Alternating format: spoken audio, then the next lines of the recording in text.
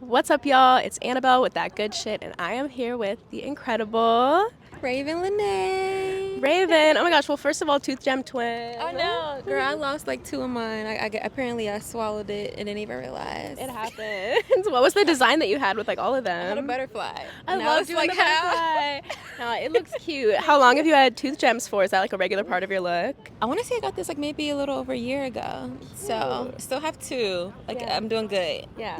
Yeah, no, they can hold on for a long time. They hang on for like a couple years if you take care of them well. Really? Yeah. Okay. I had some for 2 years, but maybe that was just like some extra strong glue. But Yeah. we're out here in Central Park today. It's such a gorgeous day. How are you feeling today, and how does it feel to be in New York? I'm feeling great, honestly. It's been a while since I've been here.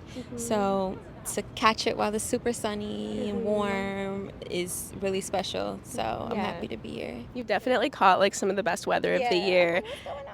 It's amazing. And when you touch down in New York, where's like the first place you go? What are you most excited to do? Usually, I'm excited to hopefully see my family. I have family here, but a lot of times my trips are kind of in and out. So luckily this time I'll be able to see them. But I'm like, I come so far from the West Coast that like I gotta see my family. Yeah. So I'm excited to do that this time around. I'm so happy to have any time in your busy schedule while you're out here. You're gearing up for the release of your new album, Bird's Eye, which has been so long anticipated and we're super excited about. But we'll get into that in a minute. I kind of want to go back to the beginning first. I've been listening to your music for such a long time.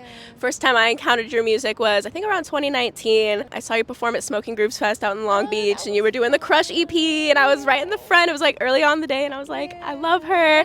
And just watching your journey throughout all these years has been so beautiful, and just, yeah, such a gift to be able to witness. What would you say is like one of the biggest lessons you've learned overall since the beginning of your musical journey? Just like, what's the biggest takeaway you've gotten from all of this? I think the biggest thing I've learned is community is very important. And I think having that early on gave me a lot of incentive and structure and something to aspire to be in a way. So keeping really good people around you, making sure you stay connected with family is something that I know after a while it gets hard to balance everything. But I try to make sure I at least call, go back to Chicago when I can. It just recenters me in a way to be able to come back to music and bring something honest and genuine. I think those are my biggest takeaways, that in the midst of everything, the state of the world, music, personal, transitional things, just remember where you come from, and that'll kind of dictate where you're going, I think. I couldn't agree more. I think community is so central to everything within like work and music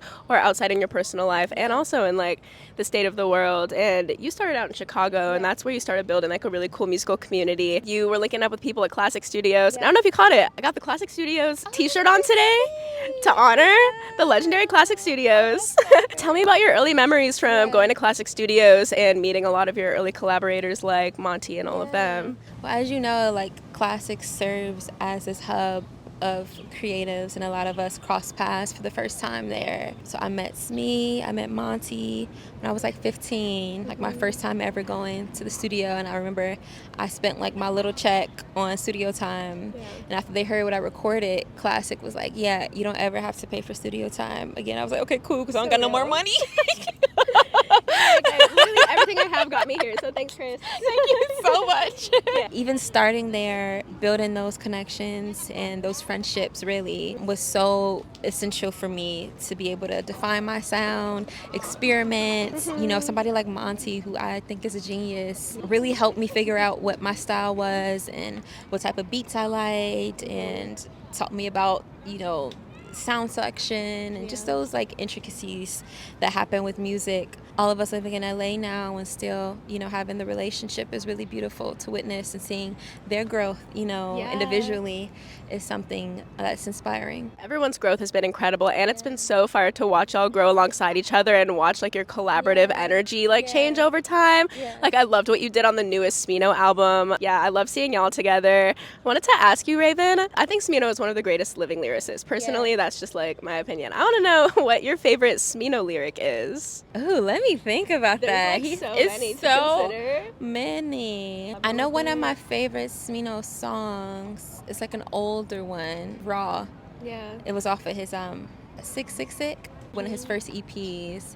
But that's one of my favorite songs by him. I think it's so slept on. I love that he plays it at shows. His wordplay is so insane that like you can miss everything like the first listen. Yeah. And then when you listen back, it's like, oh.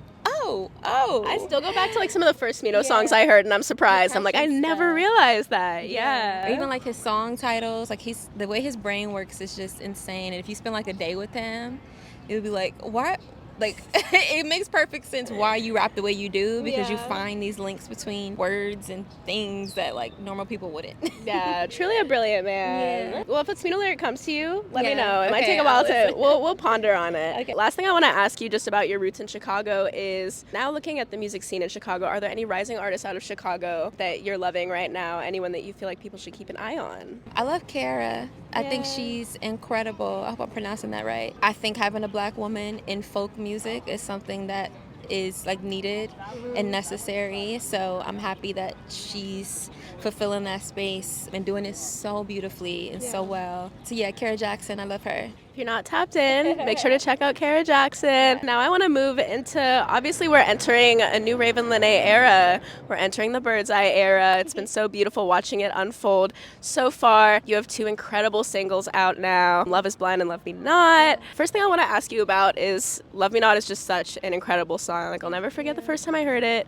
Stopped me in my tracks. Can you just tell me like the story of how that song came together, like where you were at and how you were feeling? So Dahi actually had the beat, like he's had the beat and like the framework of the song for, I want to say 10 years. Damn. Yeah, so Anderson had written the hook on there and the first verse.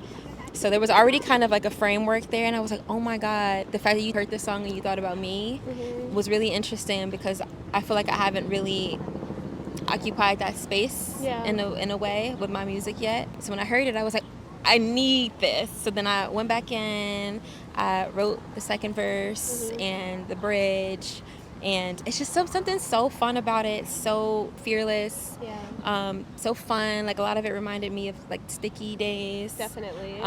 So it just reminded me of being like 18 and approaching music with like no rules and like more instinctively. Well, it came together so beautifully. I feel like that song really was like made for you. So I'm happy it found its home with you. I was like, this literally feels like me.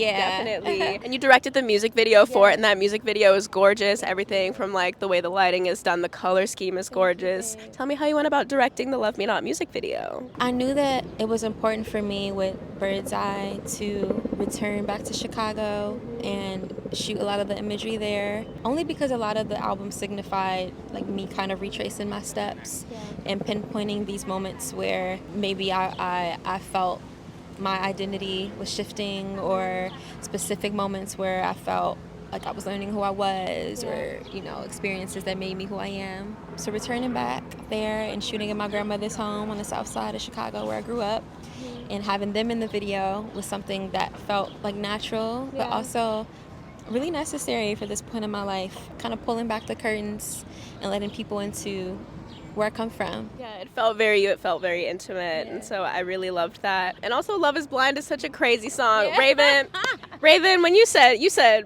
how do you love me if you leave me behind? Ravyn. I guess they mean it when they say love is blind. Ouch. Tell me about where you were at, like physically and emotionally, when that came about. So that song was specifically referencing like a past relationship, and I knew it was important for me to acknowledge that on the album. And I thought the perspective of Love is Blind was really interesting, only because like it's not just another heartbreak song to me. It's more of a bittersweet moment of understanding that, okay, we didn't work out. Maybe you made some mistakes, I made some mistakes, but I feel like I'm getting closer to who I am because this didn't work. So I think that sentiment is so beautiful and so special, and I think we forget that when we go through something kind of messy. Yeah, we do. We forget like that it's leading us to kind of like a new version of ourselves. Right, right. And I agree. I think like getting through the haziness of like, damn, we were in love, and I feel like you left me behind. But I'm like finding this new improved version of myself. 100%. So that's a very beautiful perspective. I'm so excited to hear the rest of the album. And from what I've heard, you're really venturing beyond R&B on this album and really like pushing the boundaries of your sound. What are some other sounds that you're leaning into that you're excited for us to hear. Yeah, I think where I'm at with music right now was really embracing the music I listen to and letting that shine and not placing these boundaries on what Ravyn Lenae music has to sound like. And that's been so fun for me. So I feel like we've dabbled a lot in like the alt world. Obviously R&B and soul are my roots, so there's some of that on there. There's something that feels like really rock and kind of rambunctious and loud. There's something that feels kind of folky. I'm kind of something that feels a little country. Like I'm kind of touching a lot of bases, but it happened in such a natural way because I love those genres, and it's something about blending all of them and taking my favorite things from them and making it mine. I'm like over the moon hearing this, and yeah, so excited to hear it. I guess that leads me to want to ask you, Ravyn, like, what have you been listening to? What music has been inspiring you? What's on the top of your playlist right now?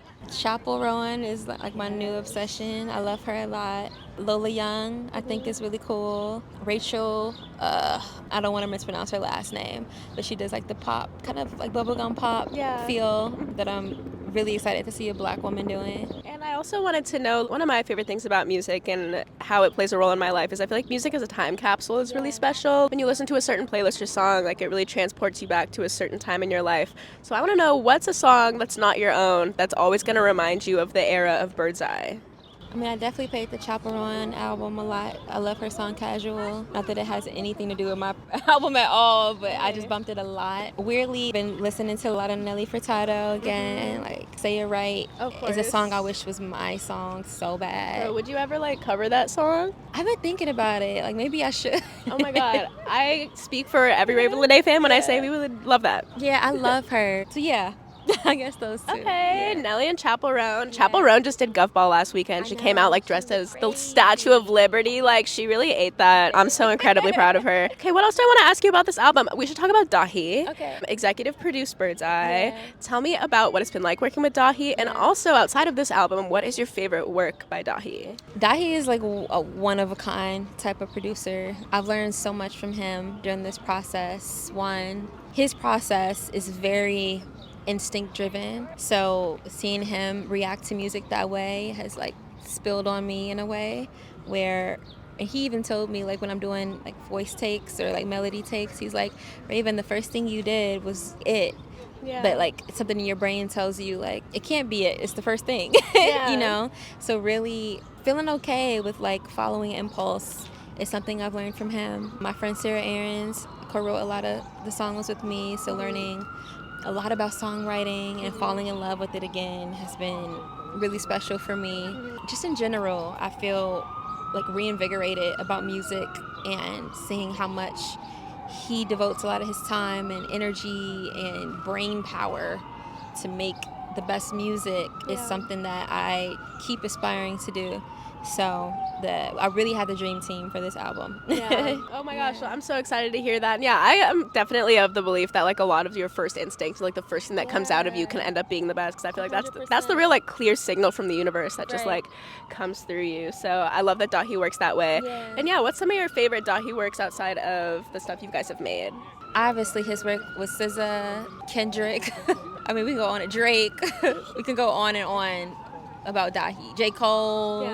I always say that Dahi's production is usually your favorite song on anyone's album.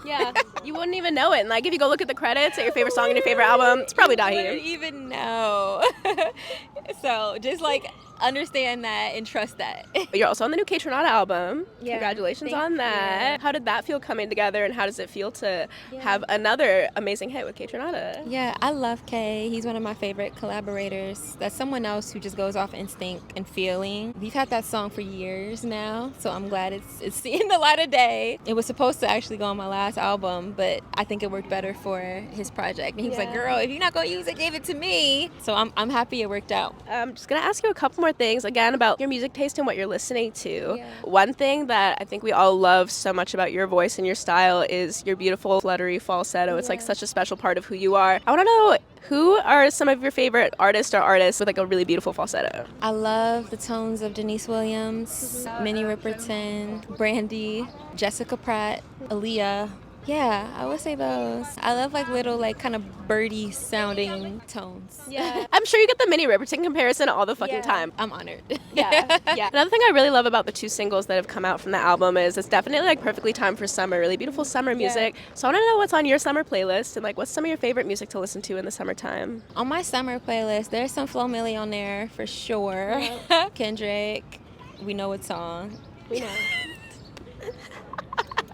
I gotta listen to Charlie's album, but I know Brett is gonna be on there. I haven't listened to it yet either, but just like off the hype I've seen alone, I know. Is it great? I know. They're like, I'm it's letting so the good. build up, the tension happen between me in the album. I have to listen to Brat when I'm like walking down the street like a little drunk and like strutting, you know, like that's when I need to listen. Exactly. Well, Ravyn, this has just been such a pleasure. Again, I'm so excited for the new album and everything else you have coming up. Bird's Eye is out August 9th, right? August 9th? It's that time. And if people can learn one thing about you from listening to this album, what would you want that to be? I think I want people to just have a better understanding of who I am, where I come from, and kind of the complexities of life, my life. And I think this is like the most honest and kind of vulnerable I've been in my music. So I hope people appreciate that and see themselves in that. Thank you so much. Thank you.